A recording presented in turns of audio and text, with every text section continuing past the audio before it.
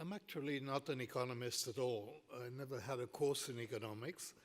I am a psychologist and involved in behavioral finance because behavioral finance, which is a branch of behavioral economics, is strongly influenced by psychology.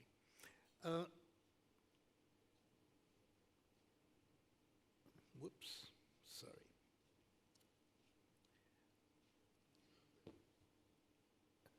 The main difference between behavioral economics and between behavioral finance and finance is in the assumptions that are made at the basis of the theory. And the major assumption of economics, as everybody knows, there are two big assumptions. One is that people are rational and the other that they're selfish. Psychologically, both of these assumptions make very little sense, and that is really the origin of behavioral finance and behavioral economics. There are economic agents who make large mistakes, large and predictable mistakes. And what I would like to begin with is an example of such a mistake. Individuals who invest on their own characteristically make large and expensive mistakes. And the research on that, possibly still the best research, was done a long time ago by Eugene, who earlier than that was a student of mine. And he studied the individual investors who had large accounts or accounts in a brokerage house. And he studied every transaction that they made over a period of several years. And he focused in particular on days in which the individual both sold one stock and bought another. Now, those days, you know that this is not a liquidity issue. This is the determinant of the individual's behavior is some belief about the two stocks. And the stocks they buy is going to do better than the stock they sell. And now, modern technology makes an analysis possible, and this analysis is straightforward. You can look a year later, and you can see which does better, the stock that individuals buy or the stock they sell. And the result is actually very striking. One might even say astonishing. On average, the stock that people sold did better than the stock they bought. But it's not only that it did better by a large amount. The average is 3.4%. That is huge. And it's been replicated many times, the very solid results. I keep wondering why it isn't better known in the world of finance because, I mean, it is known, but it's not quite as widely known as I think it deserves to be. The idea is that there is an average cost to having an idea for an investor, and the average cost is above 3%, which is quite a lot. So having ideas costs people money, and they have lots of ideas. Individual investors tend to churn their accounts, they tend to trade too much, and clearly they trade too much that must express some kind of overconfidence. They believe they know something that they do not know. And this is one essential characteristic of human beings, which makes them different from rational beings.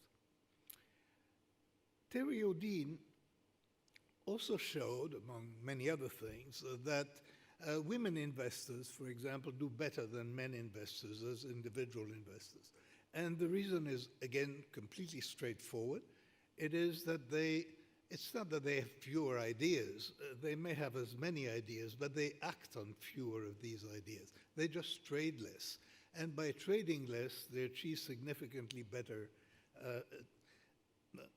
results than men investors.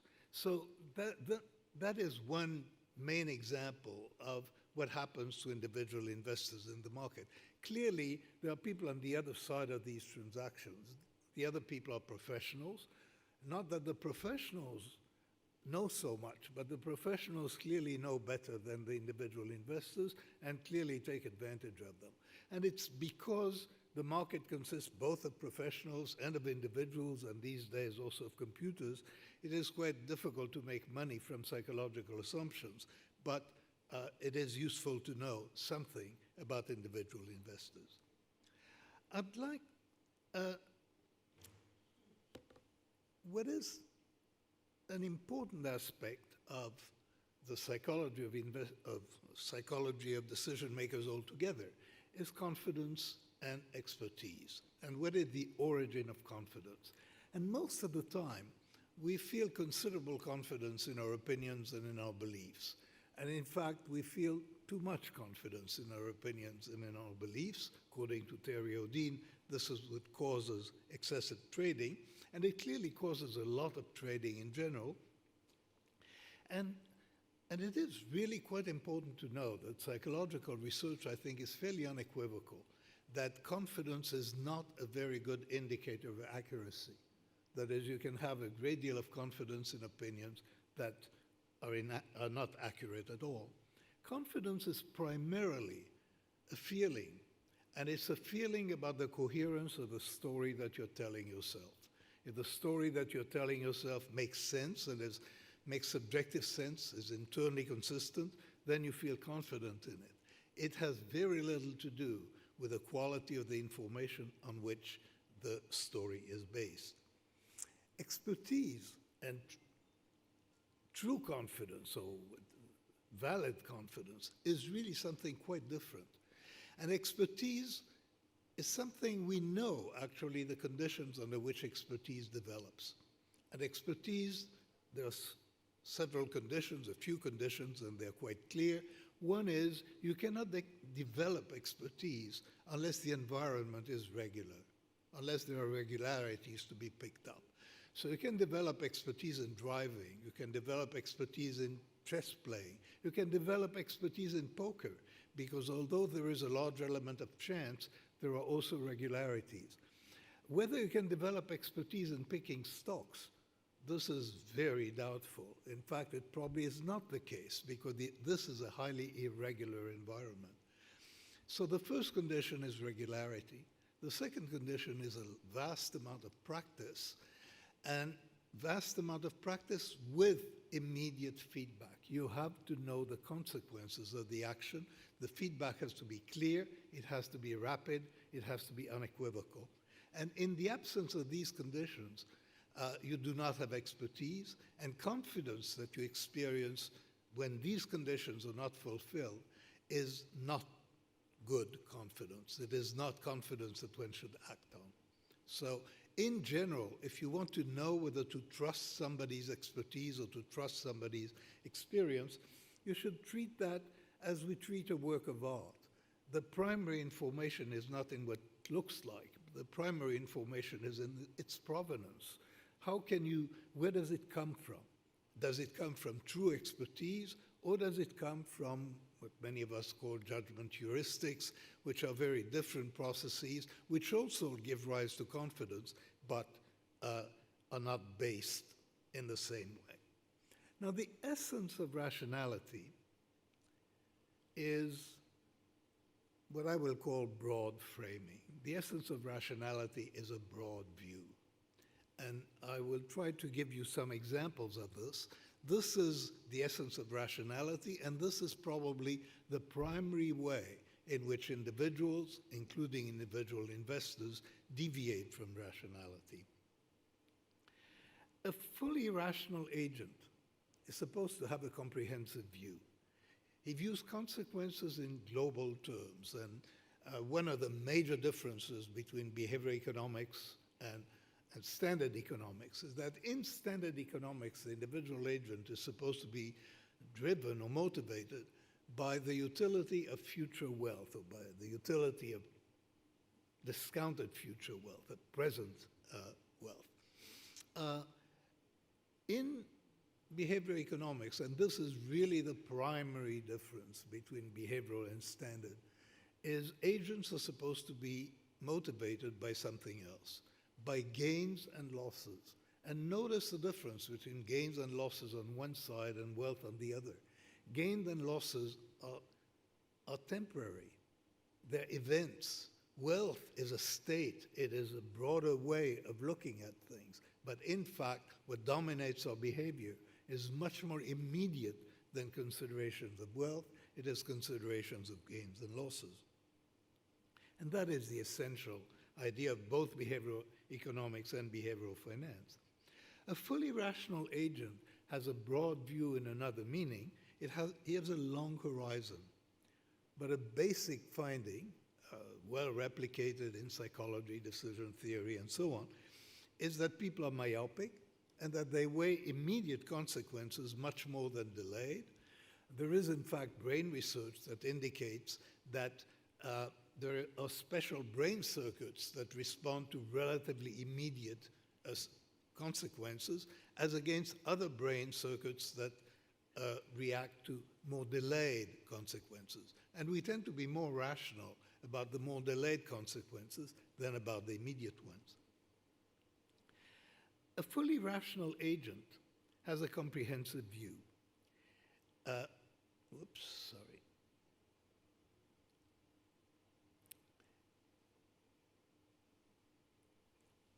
Narrow framing, which is a characteristic of most investors' thinking, has many manifestations. One of them, and one of the more important ones, is that people find it unnatural to take a portfolio view. And here I'm talking of not of professionals, but of the clients of professionals, of investors. They tend to follow each stock, the performance of each stock separately. Many people know the price at which they bought the stock.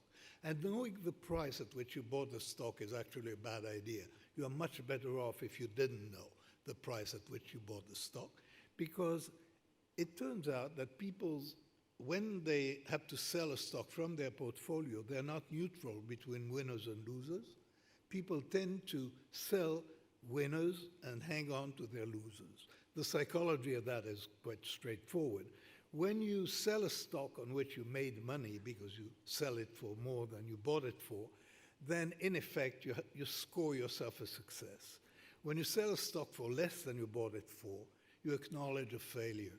And so people, in some sense, by deciding which stock they will buy out of their portfolio, they have control over whether to give themselves pleasure or to give themselves pain, and they tend to give themselves pleasure and to sell winners and hang on to losers. Turns out to be a bad idea. This is a significant difference. This is called the disposition effect. It has a significant part of the 3.4% of the cost of individual ideas is there.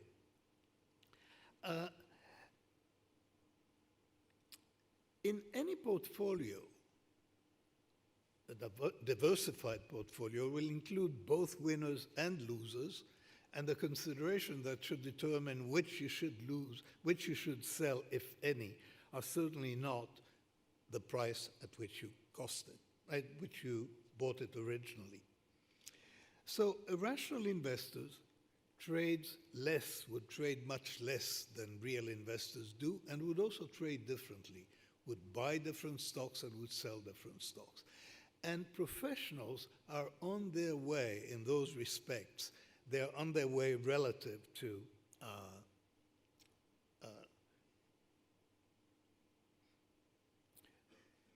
they're closer to rationality than individual investors are.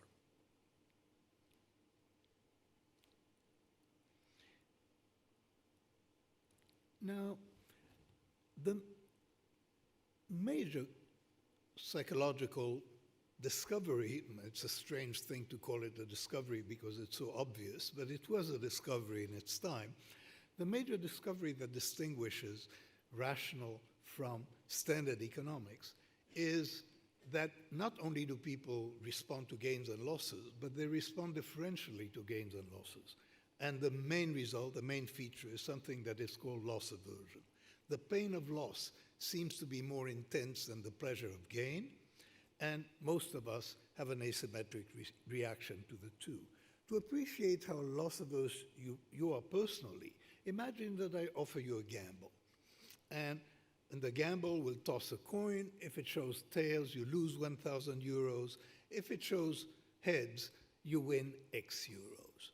And my question to you, and you might as well spend a few seconds figuring out your answer. My question to you is, what does X have to be before the gambler becomes attractive? And the answer is actually surprising. On average, it's over 2,000 euros. That is, it's actually much better than most investment. And yet, when you just have to make that naked choice about a gamble between a loss and a gain, the gain that is needed to compensate for the possibility of a loss is about twice as large, a little more than twice as large on the average. That's been verified in many contexts and in many different countries. There is that distinction. The pain of losing appears to be greater than the pleasure of winning by a factor of about 2 to 1. And this causes many mistakes. In part, and that may be the more important result, the loss aversion is a major cause of risk aversion. People are, in fact, it turns out, not averse to risks. There are many conditions under which they like risks, but they are averse to losing, and the possibility of loss plays a very significant plays a very significant part in their decision. Let me quickly show you that the normal reaction to the gamble, rejecting a gamble, say, with possibility of losing 1,000 and the possibility of winning 1,500, which is not attractive, this is really quite irrational in a way. And there is a classic demonstration by the economist Paul Samuelson. He did something else with it than I'm going to do, but you'll see. He suggested to a friend of his, imagine that I offer you a gamble, just a gamble I mentioned before, equal probabilities to lose 1,000 or to win 2,000. Or in his case, he did it with hundreds. Lose 100, win 200. And his friend said he was not interested. But then Samuelson says, suppose I offered you 10 such gambles. So you'll toss 10 times, and after each time, you will win 200 or lose 100. And of course, the friend said, of course, I will accept 10. Indeed, it would be crazy not to accept 10, because the probability of winning overall is overwhelming, and the expected value is very large. So what happens there? The question that I want to raise is the following.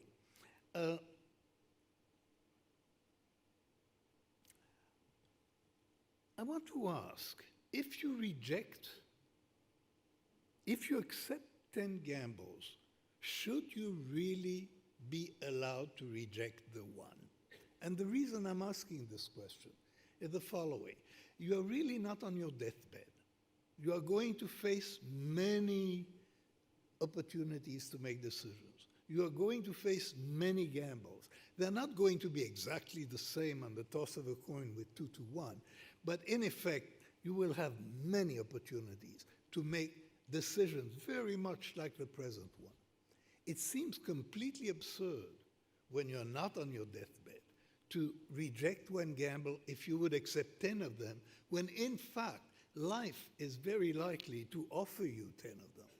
What you should have, and that's what a rational individual would have, is not a preference for individual gambles, for this particular gamble. A preference for an individual gamble is a prime example of narrow framing, to look at problems in isolation.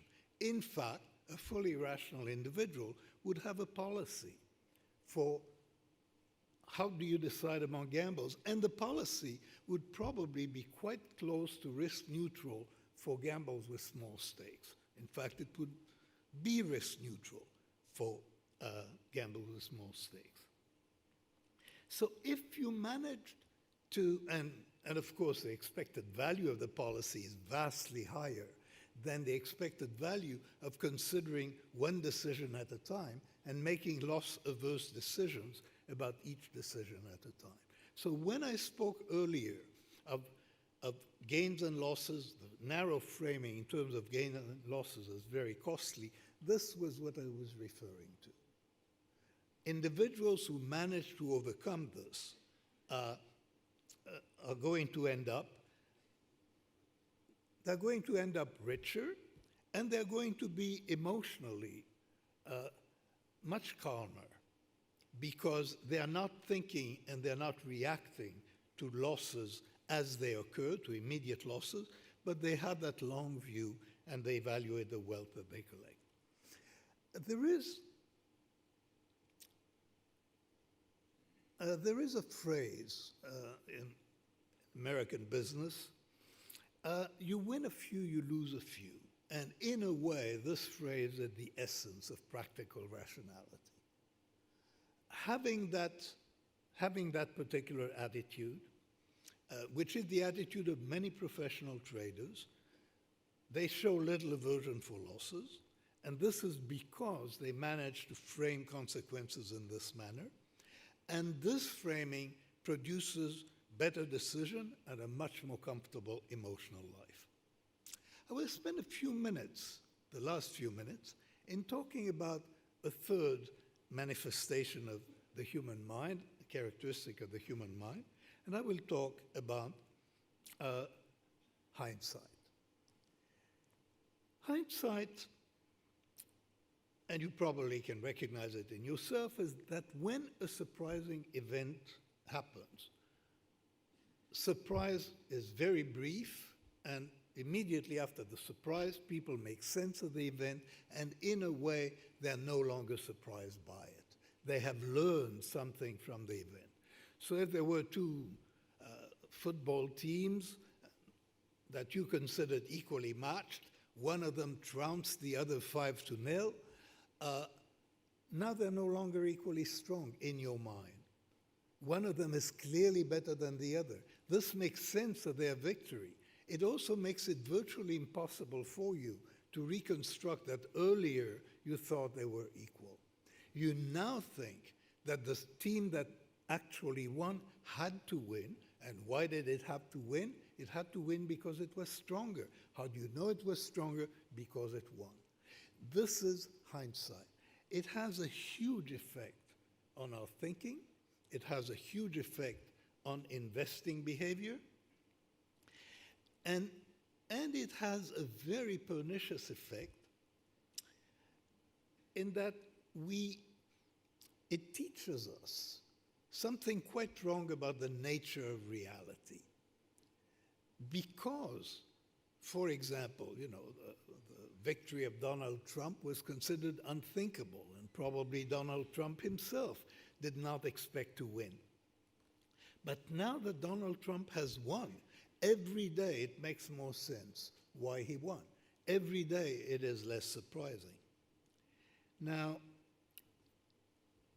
an example of that, of course, is the Great Recession. There are many people who predicted the Great Recession. There are many more now than there were then. The film The Big Short the book was written by Michael Lewis, who was a friend of mine, but the book really invites you to hindsight. There are a few people, they're obviously very clever people, and they knew the market was going to crash. And you can't help but get the feeling that the people who didn't know the market was going to crash were either fools or knaves. They were people who were planning to take advantage of it. Intelligent people saw the recession coming. But in fact, and that's a well-known fact, many highly intelligent and well-informed people did not anticipate the crash. And my conclusion from it is that the crash was in fact not quite as predictable as it now appears. It now appears highly predictable in hindsight. So the pernicious effect of hindsight that I mentioned earlier is this. We get the sense after the fact that an event was predictable, so we get a sense that the world is predictable. We get a sense that the world makes sense. And that exaggeration of the coherence, consistency, predictability of the world means that we deny the real uncertainty with which we are faced in existence, and this denial of uncertainty by itself produces irrational action. So I had 25 minutes to introduce you to the psychology of behavioral finance. I picked a few topics. One topic is the origin of confidence, and I told you that it's coherence and not accuracy. The other topic is broad framing and narrow framing, from which follows loss aversion. And the final is hindsight. And an individual decision maker who is affected by all of these, and all of us are affected by all of these, is going to make decisions that deviate in a predictable way from the decisions predicted by standard economic theory and standard economic finance. Thank you.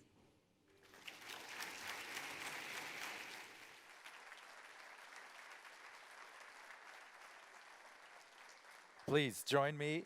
We'll have a discussion now with our audience. People have been sending questions, and it'll be really fascinating to hear your response as we deep dive into some audience questions. The first one. What tips do you have for us to be successful investment advisors / partners to millennials and next generations? You need to grab a... Well, I don't know specifically about millennials. Advisors, in effect, have to build on the sort of thing that I discussed earlier.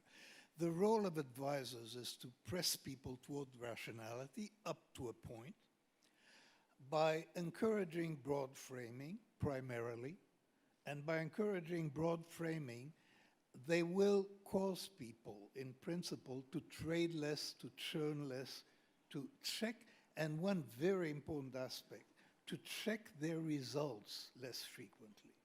Frequent checking of results causes people to want to change what they're doing, and people do poorly when they change what they're doing. So by and large, everybody, all professionals know that.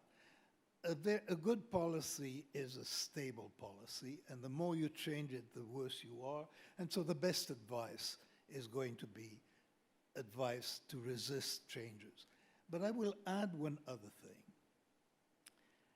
An advisor who merely preaches rationality to people is not going to be a good advisor. An advisor has to recognize that their effect on investors, therapeutic, educational, call it what you will, their effect on investors is limited. The investor is going to remain loss averse. The investor is going to remain with some hindsight. The investor is going to remain prone to regret when things are going badly. Regret is a terrible guide to decision-making, but regret is a frequent guide to decision-making. And the role of the advisor is going to be multiple here. First of all, to recognize individuals who are prone to regret because they need a different policy and they need a different approach. Second, to discuss and anticipate regret, because anticipating losses and anticipating volatility and anticipating regret is like a vaccine. It is an inoculation. By preparing people in advance, you can reduce the severity of, you can eliminate or reduce catastrophic responses to bad events. And responses to bad events are the main, delayed response to events are the main reason that investors typically do less well than the funds that they invest in. They buy at the wrong time, they sell at the wrong time, and a lot of that is done because they keep changing their policy. Okay, next question from the audience. Is there a utility in having an advisor if we assume that experts do not have meaningful skills in picking investments? I guess the utility is elsewhere. It's psychological support, as you would say. I would think that, the main utility of an advisor is in, I think, their therapeutic and educational role. And they do have a role in that respect. But I do not much believe that advisors are going to know, to be able to give tips on the market. Very few people can do that. Here's one, I guess it ties back into the part about millennials, because you didn't really answer the question about what it means for younger people. But somebody here asks, does the culture or age have an impact on investment behavior more generally? Is the investment behavior homogeneous, or are there clusters? And if yes, what criteria shape behavior or style? Well, it's not a topic about which I know much, which is the reason that I avoided it. There are clearly large individual differences in investment style. Some people are much more optimistic than others. There are differences between men and women, as I mentioned. There are differences in the level of overconfidence and in the wish to trade. There are differences in anxiety level. There are differences in the ability to tolerate regret of two kinds, both the catastrophic regret of losses, and another kind of regret that I haven't spoken about, but I'll spend a minute on it. If you think of which gamble you would rather have, a gamble in which you are guaranteed a gain of a large gain, and then you have a small chance to win a very large gain, or another gamble in which you are guaranteed an even larger gain, but with a small chance to lose a very large amount. People very clearly prefer the first to the second. So we always prefer positively skewed gamble to negatively skewed gamble. But if you have to live with these two gambles for a long period of time, then for a long period of time, the people who have taken the gamble with a small probability of a big loss, every day they do better than the others. That creates regret for some people. It's a different type of regret. And it's a very peculiar thing that the gamble that people prefer in advance, they find it harder to live with in reality. So there are differences there. How to detect those differences and whether there are tests and ways of indicating, that is a very subtle topic. My guess is that most of the tests that we have for people's reaction to risk and to volatility are not very useful. Thank you. That's all we have time for. That was fascinating. Thank you very much.